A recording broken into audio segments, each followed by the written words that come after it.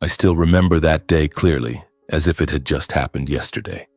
It was a late afternoon in Flagstaff, Arizona, where the cold winds from the pine forest seeped through every crevice of the old weathered house. I, Tyler Reed, 32 years old, a pilot for JetBlue, had finally gotten a few days off after those endless flights from New York to Los Angeles, then looping back to Miami. My work schedule was always packed like that, flying nonstop, snatching quick naps on the plane or in hotels, rarely having time to breathe. But this time I decided to fly back to visit my grandmother, the woman who had raised me into the person I am, though with warm memories mixed with loneliness. I took a domestic flight to Phoenix, then rented a car and drove another 2 hours to Flagstaff. The familiar road, lined with towering pines on both sides, stirred a pang in my heart. My grandmother, Eleanor Reed, was 78 years old and lived alone in a small wooden house. My grandfather had passed away early, leaving her with loneliness and memories. I always thought of her whenever I flew through the clouds, wondering if she was healthy, if she was warm enough in the bitter winter, and most importantly, if the money I sent her every month helped her live more comfortably. When I pushed the door open and stepped inside, the smell of damp wood and fireplace smoke rushed over me, familiar to the point of heartache. She was sitting by the fireplace holding an old book, her silver-white hair under the dim yellow light. She looked up, her kind eyes lighting up when she saw me. "Tyler, my dear grandson, I didn't expect you to come so suddenly." She stood up slowly but steadily and hugged me tightly. Her hands trembled, but the embrace was still as warm as when I was a child, when she told fairy tales by the fireside. We sat down and I pulled my chair close to hers, holding the cup of hot tea she had brewed. "Grandma, I'm so glad I finally have time to visit you. My flight schedule has been too hectic. I'm sorry for not coming more often. Are you still healthy?" She smiled, the wrinkles around her eyes deeper, but her gaze still full of love. "I'm fine, my dear. I'm old now and I cough a bit when it's cold, but I'm used to it. Tell me about your flights. What do you see up there in the high skies?" I told her about the sunrises above the clouds, the cities glittering under nighttime lights, the passengers I carried all over the place. She listened, her eyes sparkling like a child's.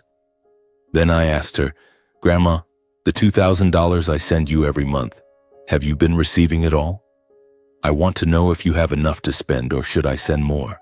I know you're thrifty, but I want you to be more comfortable, to fix the roof, buy medicine when needed." She paused for a moment as if I had said something utterly strange. Then she shook her head lightly, smiling gently. "What money? I haven't received any money at all. But I'm managing just fine, don't worry. I'm used to living frugally. Vegetables from the garden, bread I bake myself. I don't need much." Her words hit me like a punch to the chest. I froze, the smile on my lips vanishing instantly. "What do you mean, Grandma? I've been sending it regularly for 2 years now. $2,000 each month through Dad's account. I thought Dad had transferred it to you." My head spun with questions. It couldn't be. I double-checked in my mind. Every month I transferred $5,000 to my dad Frank's account with a clear message. $3,000 for Mom and Dad, $2,000 for Grandma. Dad always replied, "Received, will take care of Grandma fully." I had never doubted it. I thought that money helped her fix the leaky roof, buy warm blankets, or even see a doctor when her joints ached. But now, sitting beside her, looking at the rundown house with the water-stained ceiling, the nearly empty fridge, I started to see that something was wrong. She still smiled, trying to reassure me. "Maybe you got something mixed up. I'm fine, Tyler. Just having you visit makes me happy." But I couldn't smile. My heart pounded, a vague anxiety beginning to creep in. Why hadn't she received it? What had Dad done with the money? I tried to stay calm, not wanting to worry her, but in my mind, dark thoughts started flooding in. We continued talking. She told me about the small garden behind the house, the flowers she planted, the kind neighbors who occasionally stopped by. But I was only half listening. My eyes scanned the house, the worn-out sofa, the rusty gas stove, the thin blanket on her bed. She had once been a kitchen assistant at the local high school, working hard her whole life to raise my dad after Grandpa passed away. And now, the monthly money I sent, she hadn't received a single cent? That night I lay on the old bed in the living room, the wind whistling through the door cracks, my mind full of restlessness. I picked up my phone and checked the transfer history again. The last one I sent was 2 weeks ago. Dad had received it and replied, "And thanks, son, we'll use it for the right purposes." What purposes? I started to suspect. Could Mom and Dad have kept it all? No, impossible. They're my parents. I shook my head, trying to chase away those thoughts. Maybe it was just a misunderstanding. Tomorrow I'd drive to Pinecrest Heights and ask Mom and Dad directly. But deep down, a fear was growing. If Grandma was right, then for the past 2 years she had been living in deprivation while I thought I was helping. I felt guilty, tormented. She had sacrificed her whole life for the family, and now, at this age, she deserved to be taken care of. I clenched my fist, determined to find out the truth. Early the next morning, as the sun just began to peek through the dense pine canopies in Flagstaff, I was already up. My grandmother was still sleeping, her steady breathing echoing from the next room. I didn't want to wake her, so I quietly brewed a cup of black coffee and sat at the kitchen table, looking out at the small garden. The yellowed leaves were falling scatteredly, as if reminding me of how quickly time passes. I thought about her, about the nights she sat alone by the fireplace, her trembling hands holding an old expense ledger. She had never complained, but now I realized that her silence was the real pain. I had to clarify everything for her sake and for my own conscience. I left a note on the table. "I'm going out for a bit. I'll be back with you tonight. Love you." Then I stepped out to the car, the engine starting smoothly in the chilly air. The road from Flagstaff to Pinecrest Heights only took about an hour to drive, but today it seemed endlessly long. I turned on the radio, but the cheerful pop music only made me more irritable. I switched it off, letting my mind wander through the thoughts. Why would my parents do that?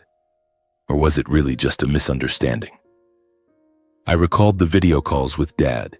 He always smiled and said, "Everything's fine, focus on your flying." And Mom would boast about new purchases. "I just got this beautiful bag, dear."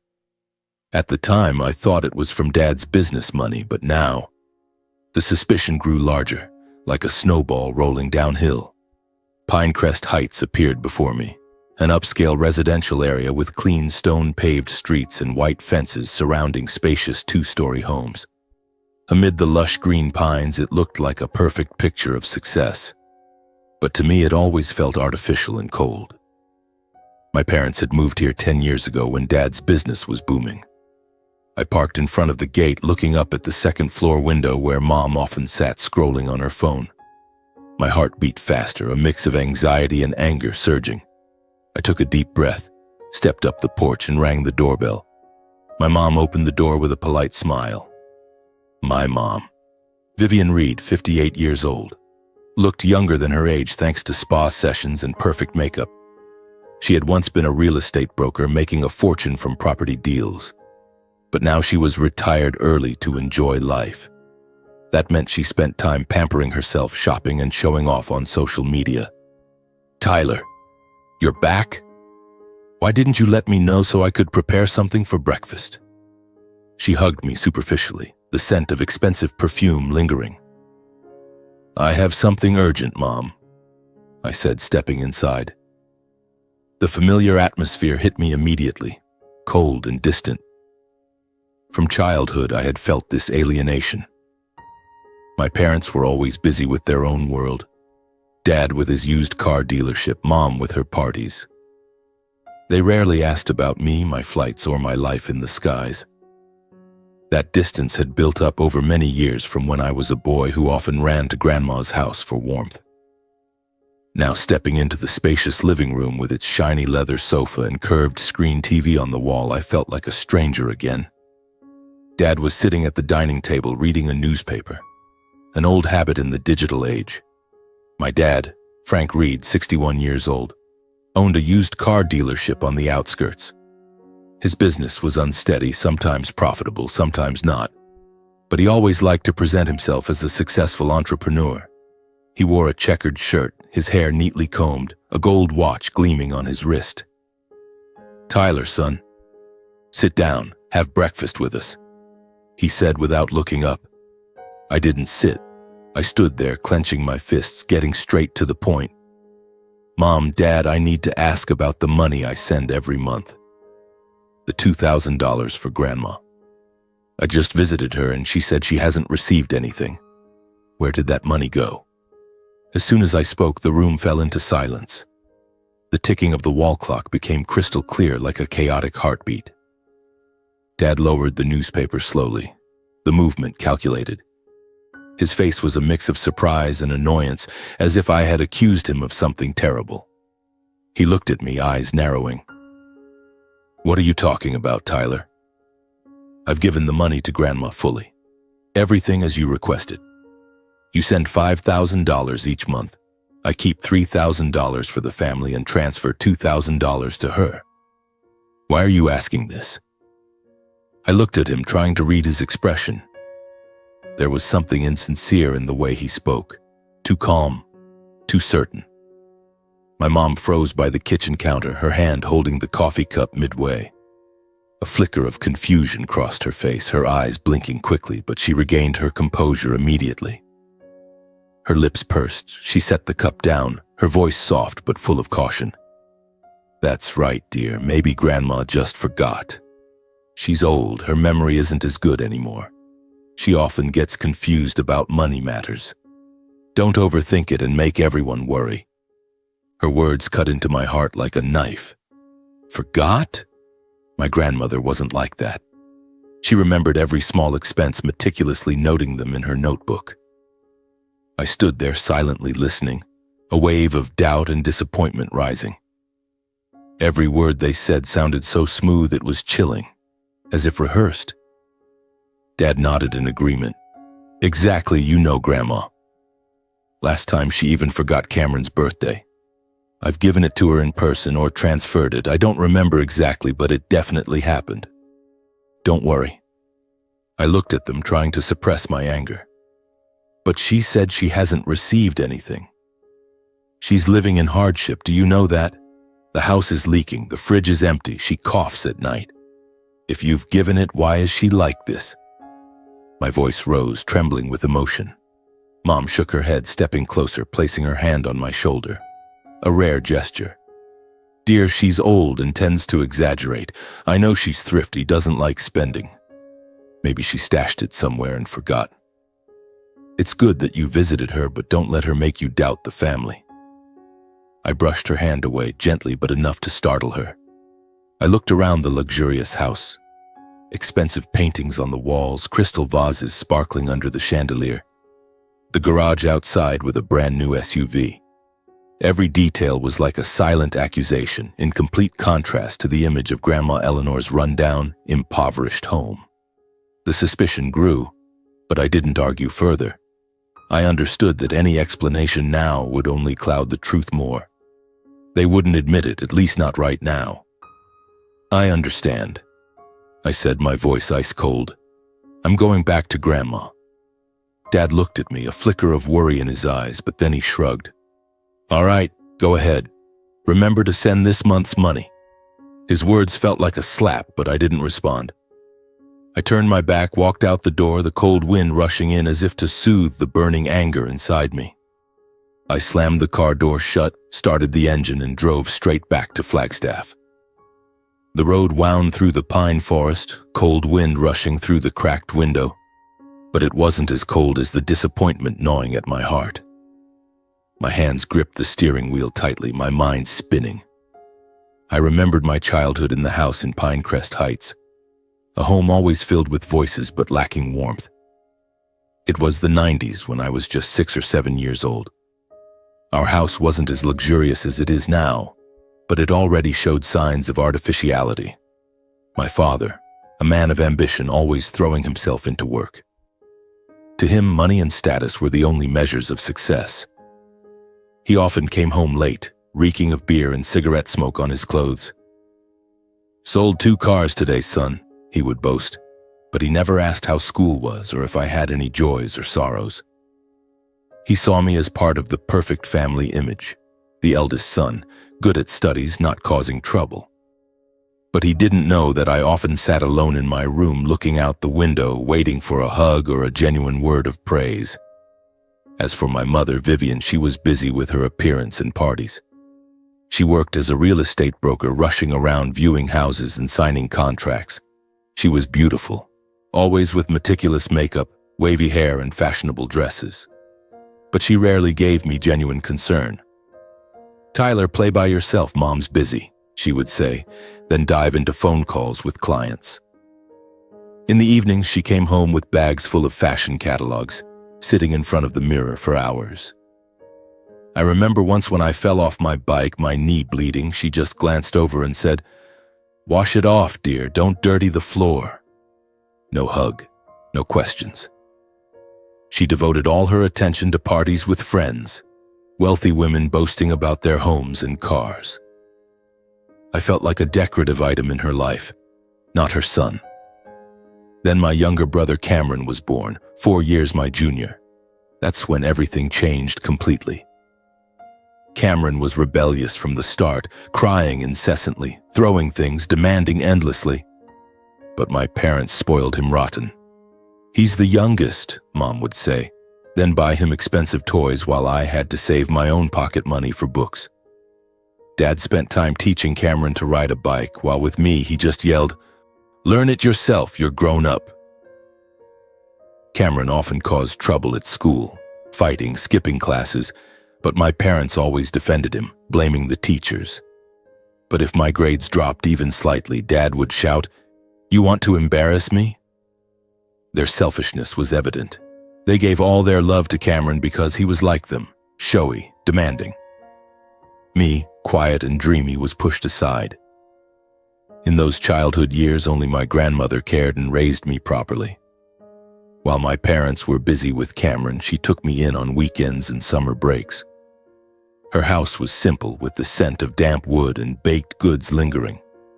She taught me to cook, how to stir batter for cookies, how to plant vegetables in the garden. "Life isn't always easy, Tyler, but you need love to get through it," she said, stroking my hair. The memories with her were so vivid that I could feel that warmth again. Once I was bullied at school for being tall and skinny. At home, Mom just said, "Boys have to be tough." But when I told Grandma, she hugged me tight, tears rolling down her cheeks. "My grandson is so talented, don't listen to them. I'm proud of you." She told stories about Grandpa, how he overcame hardships in his youth. She taught me to read, adventure books about the sky, about airplanes. "You like flying, huh? I believe you'll do it." She was my only support, where I found unconditional love. While my parents were busy bragging to neighbors about our happy family, she quietly cared for me, from meals to stories that helped me grow. Then came the time I got accepted into the pilot training program when I was 18. It was my dream from childhood, to soar in the sky, free like a bird. I won a partial scholarship but needed money for the initial tuition. I nervously told my parents. Dad laughed mockingly. "A pilot? Tuition's high. Can you handle it yourself?" Mom shook her head. "I don't have extra money saving for Cameron's college." They refused outright, without a word of encouragement. I was devastated, thinking my dream was shattered. But Grandma, she called me to Flagstaff, sat by the fireplace holding her old savings book. "I have this for you. Take it for tuition." It was all the money she had saved her whole life from her kitchen assistant salary. She gave it all, over $10,000, enough for me to enroll and get through the tough first year. I remember that day clearly, the chilly Flagstaff air, as she saw me off at the small airport. Her eyes were proud, full of love, tears rolling down her wrinkled cheeks. "Fly high, grandson, I'll pray for you every day." She hugged me tight, the familiar scent of soap. That money wasn't just money, it was love, sacrifice. It helped me through the grueling early months. Test flights, theory classes, living away from home. Whenever I was tired, I thought of her, of that smile, and pushed harder. I've never forgotten. On every flight, I whisper, "Thank you, Grandma." Now, driving back to Flagstaff, those memories made my heart ache sharply. I gripped the steering wheel tightly, trying not to let the anger explode, but deep down, I knew I couldn't let it go. My grandmother, the woman who had sacrificed her entire life for me, didn't deserve to endure this. I decided to stay with her for the rest of my leave, not just for companionship, but also to personally investigate what was really going on. My short vacation was almost over, but I would make the most of every minute. Perhaps by staying with her, I would see more clearly the signs I had missed before because I was too busy with the skies. The first few days in Flagstaff were cold but strangely peaceful. Arizona's autumn was gradually turning to winter, the air crisp, pine needles falling scatteredly in the yard. Grandma Eleanor would wake up early, puttering around in the kitchen with familiar sounds, the clinking of pots and pans, the faint aroma of black coffee. She prepared simple breakfasts, usually toasted bread with butter accompanied by a few boiled eggs and some vegetables from the backyard garden. "Eat up, dear. A pilot needs to be strong to fly," she said, smiling kindly, her trembling hands placing the plate in front of me. I sat at the old wooden table, watching her move slowly but steadily, my heart feeling unusually warm. It had been a long time since I had mornings like this, without rushing to the airport, without worrying about a packed flight schedule. Just her and me, in the small house amid the pine forest. We spent time talking.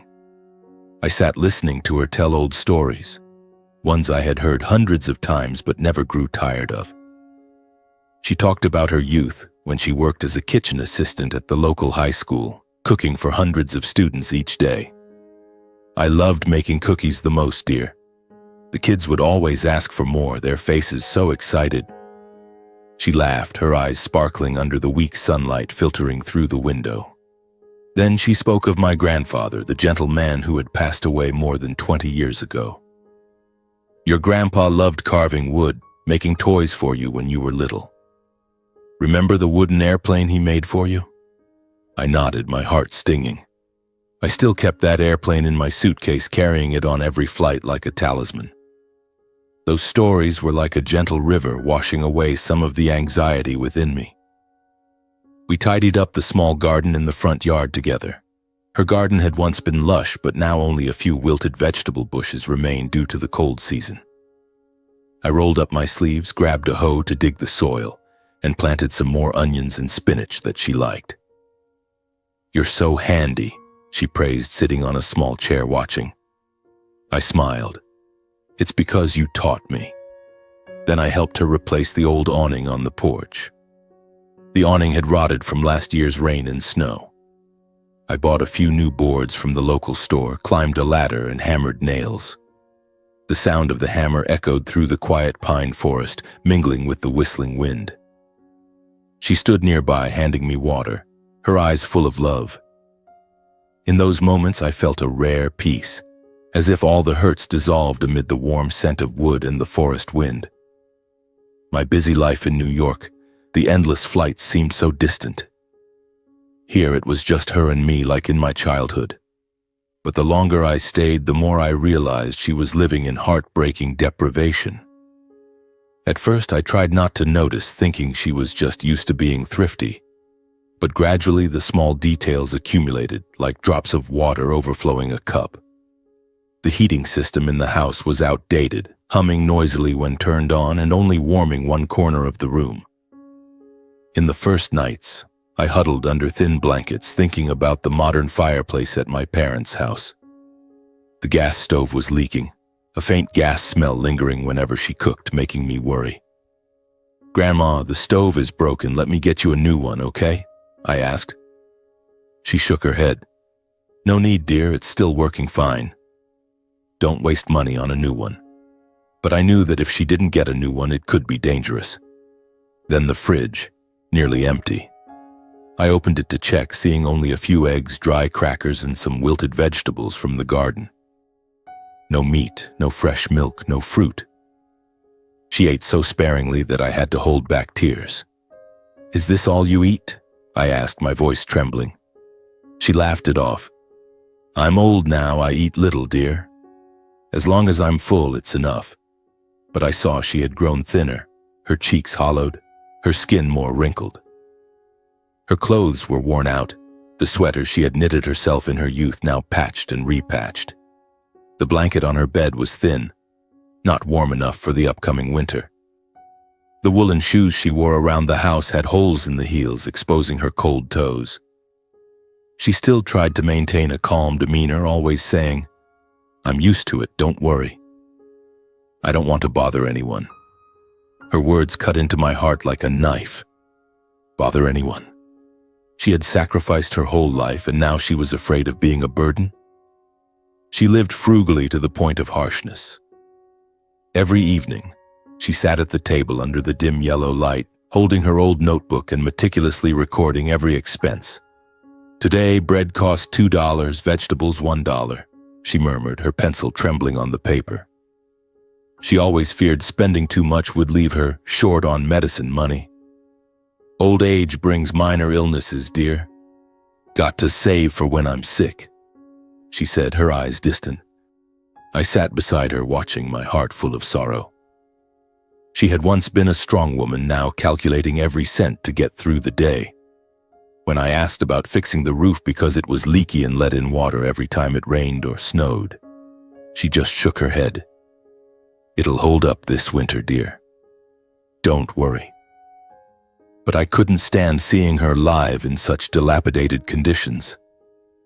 On nights when the wind howled through the pine forest, I lay awake on the old bed in the living room, hearing her soft coughing from the next room. The dry, prolonged cough tore at my heart. I wanted to run over, hug her, ask if she was okay, but I was afraid of waking her. A feeling of helplessness and pity overwhelmed me like a rising wave. I thought about my flights, soaring high, free, but now I felt small and useless. Why hadn't I noticed sooner? For 2 years sending money regularly, I thought she was living comfortably, fixing the house, buying medicine. But in reality, she was living in such deprivation. Who had taken that money? My parents? Cameron? The suspicion grew larger, like a slow-burning bomb in my heart. After many sleepless nights, tossing and turning, I decided I had to verify it myself. My parents had lied, I was certain, but suspicion alone wasn't enough. I needed concrete evidence, something undeniable. I couldn't confront them directly anymore. They would be on guard, they would cover it up. I had to be sneaky, like a pilot flying low to avoid radar. The thought made my heart race, part fear, part excitement. I was a pilot, used to being in control, but now I was embarking on a risky flight, where the destination was the dark truth about my own family. That evening, I decided to drop by my parents' house in Pinecrest Heights. Before going, I called Mom, pretending I wanted to have dinner with the family to clear up the misunderstanding. "Sure, come over, dear, I'll make grilled meat," she said over the phone, her voice cheerfully artificial. I drove to my parents' house, my heart pounding like before a flight in a storm. It felt like I was entering a place that was no longer the home of my childhood, but a cave full of secrets waiting to be uncovered. When I arrived, the house was as luxurious as ever. Chandeliers sparkling, the delicious smell of food wafting from the kitchen. Dad was sitting watching TV, a brand new curved screen I hadn't seen before. "Son, have a seat. Beer?" he asked, his tone friendly but his eyes not leaving the screen. Mom was bustling in the kitchen, wearing a new dress, her neck adorned with a glittering pearl necklace. My younger brother Cameron was scrolling on his phone, bragging about the new car he'd just bought. "Check this out, bro. A BMW X3 rides so smooth. Just got it 2 months ago." He grinned widely, showing me photos of the shiny car on his screen. I nodded, forcing a smile, but my heart was full of suspicion. Dinner that night was awkward. We ate grilled meat, salad, and French bread. When dinner ended, my parents were busy cleaning up and watching a movie. Cameron went out to the garage to tinker with his car, and I pretended to go to the bathroom before sneaking into Dad's office. The office was on the first floor, the door unlocked. Dad was always that confident. My heart was racing wildly, my hands ice cold, sweat breaking out despite the chill. I pushed the door open gently, stepping into the dim darkness. The desk was cluttered, full of papers, a sign of his unsteady business. I pulled open the first drawer and found a stack of bills and receipts for purchases and dining that hadn't been filed away yet. My heart leaped. This was it. I flipped through quickly. A receipt for a Rolex watch, $5,000. An invoice for a Louis Vuitton bag for Mom, $2,000. Designer dresses from Nordstrom, another $1,500. Then receipts for fancy dinners, $300, and car payments for Cameron installments. But the first payment, $4,000. The dates matched the times I sent money. I quickly snapped photos with my phone, my hands shaking, then stuffed the entire stack of papers into my coat pocket. Not all of them, just the important ones, so they wouldn't suspect right away. Footsteps echoed in the hallway, Dad's. I closed the drawer, dashed out of the room, my heart pounding like a drum. "What were you doing in there?" Dad asked when he saw me. I forced a smile. "Just looking for an old notebook, Dad." He nodded, not pressing further. I said goodbye and drove back to Flagstaff in the darkness, my coat pocket heavy. The road was pitch black, lit only by my headlights, but my mind was gradually clearing. This was the first piece of evidence. Back at Grandma's house, she was already asleep, her soft coughing echoing from the room. I sat at the table, opened my laptop, and cross-referenced with my bank statements. Every time I transferred $5,000, just a few days later, the shopping bills appeared. On the 8th, the watch. On the 10th, the bag. Last month, transfer on the 3rd, then on the 7th, the car receipt for Cameron. Everything fit together like a puzzle. The $2,000 for Grandma? No trace. They kept it all, used it for themselves. I stared at the screen, feeling like someone had stabbed me hard in the chest. Tears rolled down, blurring the numbers. How could they do this? Grandma was Dad's mother, the one who raised him. And me, their son, sending money home in the hope of helping the family. But they betrayed us, using that money for their lavish lifestyle. Everything I had gathered made it all crystal clear. From the bank statements, receipts, payment invoices to social media posts, it all said the same thing. The money I sent for Grandma had been misappropriated, used for my parents' and brother's extravagant lifestyle. It wasn't random. This was systematic, month after month. That night in the small house in Flagstaff, I compiled all the evidence. Sitting by the weak fireplace, the wind howling outside the window, I printed out the invoices, pasted them into a notebook, and annotated the dates. In total, over the past 2 years, I had sent nearly $50,000 for Grandma, but she hadn't received a single cent. My heart ached sharply, anger mixed with sadness. I thought about Grandma sleeping in the next room, coughing from the cold, and tears fell again. But now I had enough evidence. Christmas was coming up, the big family gathering, and that would be the day everything came to light. I wasn't afraid anymore, just determined. They would have to face it, and Grandma would get justice. The days that followed passed in anxious anticipation. My vacation ended and I had to fly back to work, but my mind was restless. On every flight from New York to Los Angeles, I sat in the cockpit looking down at the vast white clouds, but my thoughts were only on Flagstaff, on my grandmother, and on the file of documents safely tucked away in my suitcase. I called her every day to check on her health and sent more money, this time through the elderly neighbor who lived nearby, not through Dad anymore. My parents called a few times, their voices cheerful as if nothing had happened. "Let's make Christmas big this year, come home." I agreed, but in my heart a plan was forming. I would come, bringing the truth with me. Christmas that year arrived faster than I expected. Arizona was bitterly cold, with light snow falling in Flagstaff.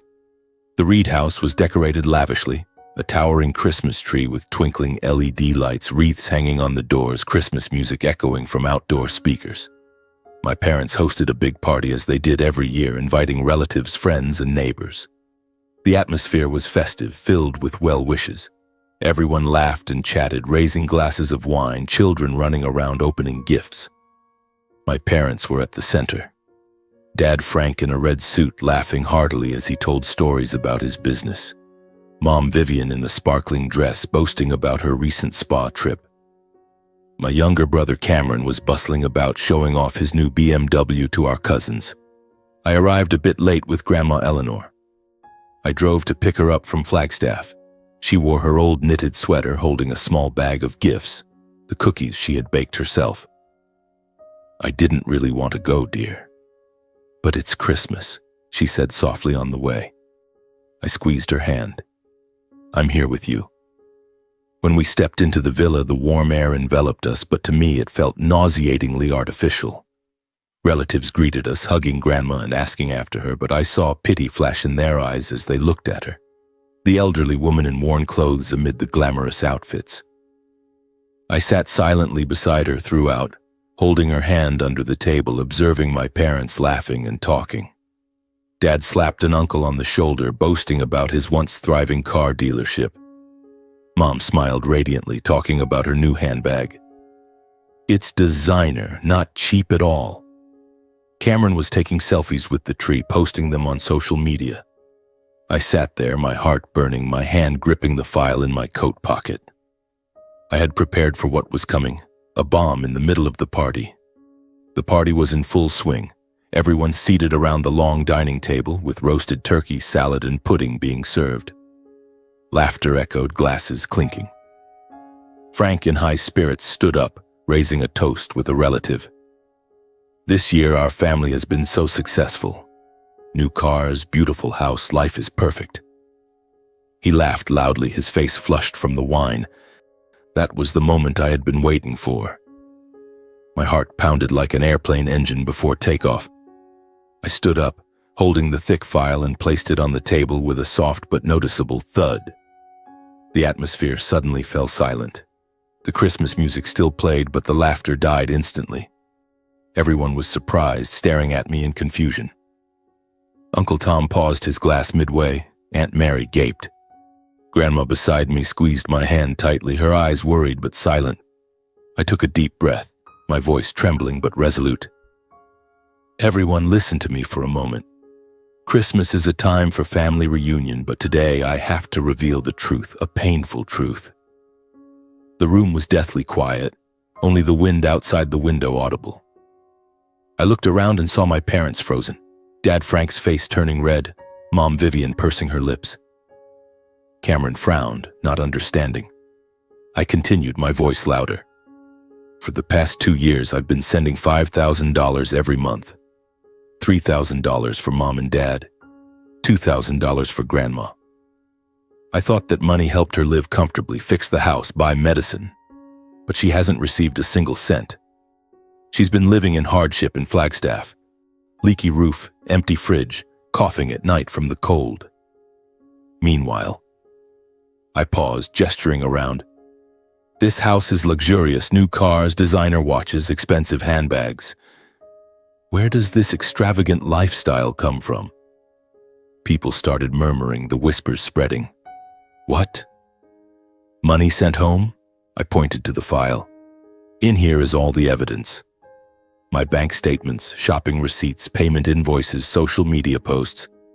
Every time I transferred money, just a few days later, Mom, Dad, and Cameron used it all on luxuries. The $2,000 for Grandma? Gone. They misappropriated everything. I opened the file, flipping to the first page. Dad's Rolex